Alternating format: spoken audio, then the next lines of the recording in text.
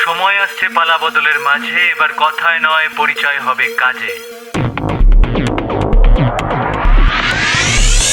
বিশ্বাস করো না তো তোমার হাতে সময় আছে, না তো আমার হাতে সময় আছে, কিন্তু এই বিশাল পৃথিবীতে প্রতি মুহূর্তে না জানি কত রকম অত্যাশ্চর্য ঘটনা নিয়ে পড়াশোনা করছি। সেরকমই কিছু তোমাদেরকে জানাতে চাই এই 1 মিনিট শোতে।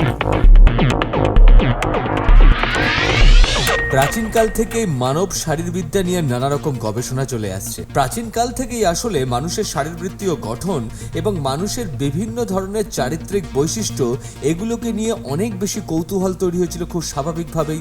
আর সেই কৌতূহল মেটানোর জন্যই তৈরি হয়েছে নানা রকম গবেষণার সূত্রপাত। যেমন প্লেটোর সময়ে মানব শারীরবিদ্যা নিয়ে নানা রকম চর্চা শুরু হয়। প্লেটো মনে করতেন যে মানুষের এই যে স্বপ্ন দেখার প্রবণতা, এটা হলো ফাংশন অফ দ্য বেলি অর্গানস।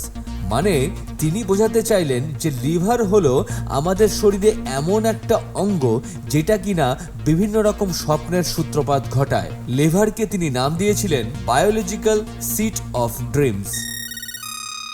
তোমার শেয়ার ও সাবস্ক্রাইব করাটা ভীষণভাবে এক্সপেক্টেড। গুগল পডকাস্টে গিয়ে প্ল্যানেট ডিবি সার্চ করে এক্ষুনি সাবস্ক্রাইব করে নাও ফর আপকামিং এপিসোডস। আর তোমার দেওয়া কন্টেন্ট এই এপিসোডের অন্তর্ভুক্ত হতেই পারে, তাই ইউ আর অলওয়েজ ওয়েলকাম।